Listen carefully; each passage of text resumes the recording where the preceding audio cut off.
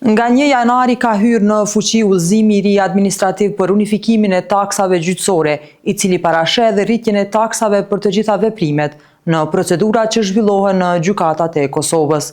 Në shumicën e rasteve, këto taksa janë 100% më të shtrenjta se ato të mëhershmet, por ka raste kur ato janë shtrenjtuar edhe më shumë se 3 fishin e vlerës së vjetër.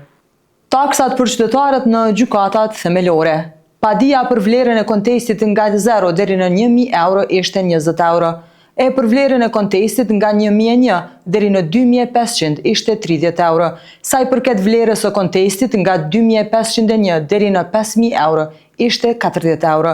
Tani me udhëzimin e ri administrativ, për vlerën e kontestit nga 0 deri në 5.000 euro, qytetarët duhet të paguajnë 60 euro.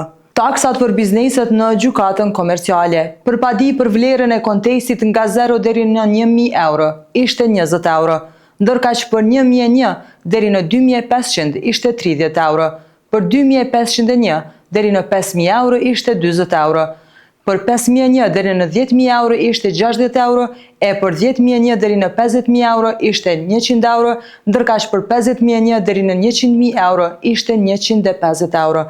Tani me udhëzimin e ri administrativ i cili ka hyrë në fuqi nga 1 janari, për padim për vlerën e kontestit nga 0 deri në 25.000 euro është 200 euro.